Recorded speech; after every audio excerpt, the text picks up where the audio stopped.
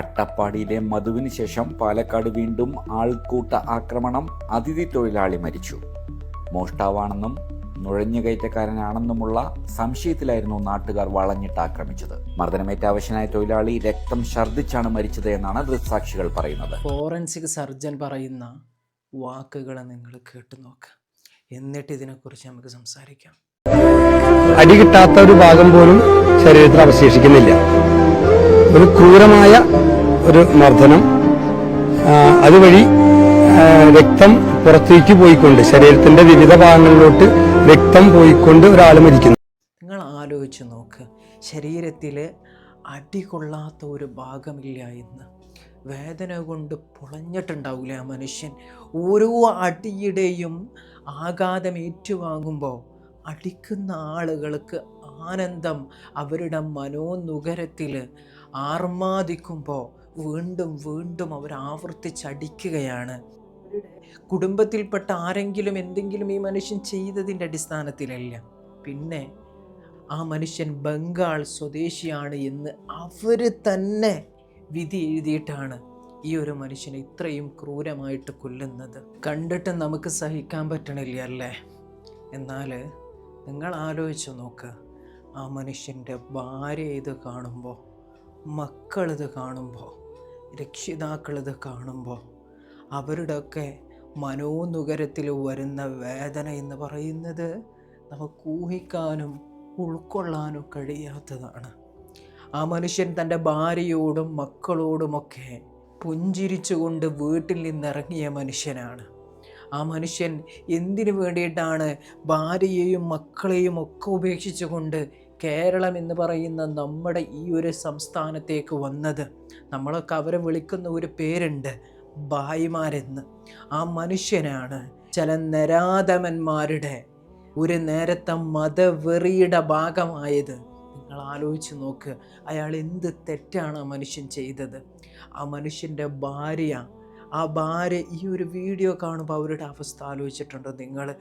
സന്തോഷത്തോടെ വീട്ടിൽ നിന്നിറങ്ങിയ ആ മനുഷ്യനെ ഇനി വീട്ടിലേക്ക് കൊണ്ടുപോയി വെക്കുന്നത് കീറി മുറിച്ച് തുന്നി കൂട്ടിയിട്ട് കെട്ടിപ്പൊതിഞ്ഞുകൊണ്ട് ആ മനുഷ്യനെ ആ വീട്ടിലേക്ക് കൊണ്ടുപോയി വെച്ചതിൻ്റെ ശേഷം മരണത്തിൻ്റെ റീസൺ ഇന്നതാണ് എന്ന് ആ ഒരു മനുഷ്യനെക്കുറിച്ച് ഓർക്കുമ്പോൾ അവരുടെ കുടുംബങ്ങൾ കാണുമ്പോഴുള്ള അവസ്ഥ സഹിക്കാൻ കഴിയുന്നില്ല.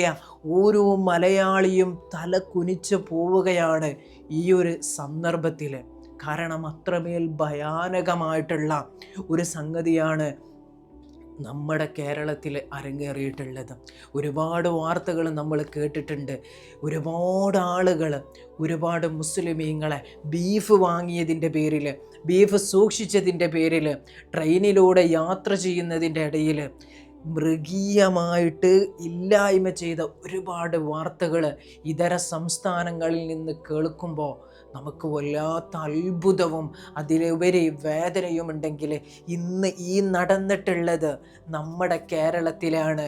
ദൈവത്തിൻ്റെ സ്വന്തം നാടെന്ന് നമ്മളെല്ലാവരും വിശേഷിപ്പിക്കുന്ന നമ്മുടെ കൊച്ചു കേരളത്തിൽ ഇത്രമേൽ മനുഷ്യത്വരഹിതമായ ഒരു കാര്യം ചെയ്യാൻ വേണ്ടിയിട്ട് നമ്മുടെ കേരളത്തിലുള്ള ആളുകൾക്ക് വരെ മനസ്സ് വന്നിട്ടുണ്ട് എങ്കിൽ നിങ്ങൾ ആലോചിച്ച് നോക്ക്, ഇനി ഇത് ദൈവത്തിൻ്റെ നാടാണ് എന്ന് പറയുന്നതിൽ എന്തർത്ഥമാണുള്ളത്?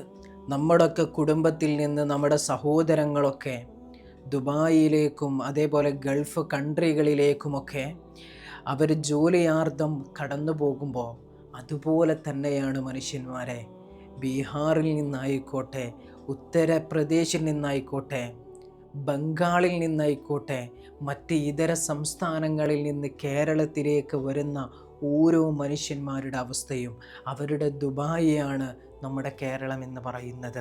അവരുടെ അന്നം തേടി വരുന്ന ഒരു ഇടം, അവരുടെ പ്രതീക്ഷ, ആ പ്രതീക്ഷയാണ് അറുത്ത് മുറിച്ച് വലിച്ചെറിഞ്ഞിട്ടുള്ളത്.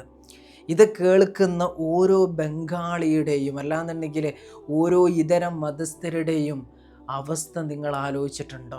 കേരളം എന്ന് പറയുന്ന എല്ലാവരും നോക്കിക്കാണുന്ന ഈ കേരളത്തിനെ കുറിച്ചുള്ള അവരുടെ അവസ്ഥ എത്ര ഭയാനകമായിരിക്കുമെന്ന് നിങ്ങൾ ആലോചിച്ചിട്ടുണ്ടോ? നമുക്കറിയാം, മറ്റുള്ള സംസ്ഥാനങ്ങളിൽ ഓരോ മുസ്ലിമീങ്ങളും കൊല്ലപ്പെടുമ്പോൾ ആ സംസ്ഥാനത്തിനെക്കുറിച്ച് നമുക്കുണ്ടാവുന്ന ഒരു ധാരണയുണ്ട്. അതൊരിക്കലും നല്ല ധാരണയല്ല എന്ന് നമുക്കെല്ലാവർക്കും അറിയാം.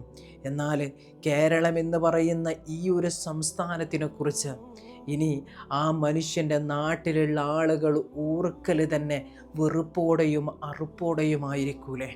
ഒന്ന് ആലോചിച്ച് നോക്ക് നിങ്ങൾ. നമ്മുടെ കേരളത്തിൽ എന്ത് കുറവാണുള്ളത്. പക്ഷേ ഇതുപോലെയുള്ള നരാധമന്മാരെ ഇനിയെങ്കിലും നിയന്ത്രിച്ചിട്ടില്ല എങ്കിൽ UP പോലെ മറ്റ് സംസ്ഥാനങ്ങളിൽ അരങ്ങേറുന്നത് പോലെ ഇവിടെയും ഇതുപോലെയുള്ള ഒരുപാട് കാര്യങ്ങൾ ഇനിയും അരങ്ങേറൂല എന്ന് നമുക്കൊരിക്കലും പറയാതിരിക്കാൻ പറ്റൂല. കാരണം വർഷങ്ങൾക്ക് മുമ്പ് മധു എന്ന് പറയുന്ന ഒരു മനുഷ്യനെ ഇതുപോലെ വളരെ ക്രൂരമായി മൃഗീയമായിട്ട് കൊലപ്പെടുത്തിയ വാർത്ത നമ്മൾ കേട്ടതാണ്. അന്ന് ആ മനുഷ്യൻ വിളിച്ചു പറഞ്ഞത് അടിക്കല്ലേ എന്നാണെങ്കിൽ ഈ മനുഷ്യൻ ആ മനുഷ്യനെ കൊണ്ട് കഴിയുന്നത് പോലെ വിളിച്ച് പറഞ്ഞിട്ടുണ്ടാകും. പക്ഷേ ഒരു മനുഷ്യൻ പോലും ചെവി കൊണ്ടില്ല എന്നുള്ളത് വളരെ വേദനാജനകമായിട്ടുള്ള ഒരു കാര്യം തന്നെയാണ്.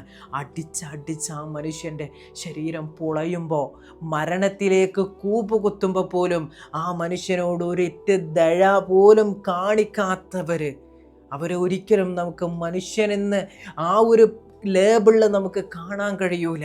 കാരണം മൃഗത്തിനേക്കാൾ അധപ്പതിച്ചു പോയ ചില മനുഷ്യന്മാർ, ലജ്ജ തോന്നുകയാണ്. അവർ നമ്മുടെ ഇടയിൽ, ഈ കേരളത്തിലാണ് അവരും ജീവിക്കുന്നത്, അല്ലെങ്കിൽ അവരുടെ ഇടയിലാണ് ജീവിക്കുന്നത് എന്നോർക്കുമ്പോൾ മതത്തിൻ്റെ പേരിൽ, ജാതിയുടെ പേരിൽ അവർ തന്നെയാണ് ഈ മനുഷ്യൻ ഇന്നാലിന്ന ബംഗാളിയാണ് അല്ലെങ്കിൽ ബംഗ്ലാദേശുകാരനാണ് എന്ന് പറഞ്ഞുകൊണ്ട് മുദ്ര കുത്തുന്നത്.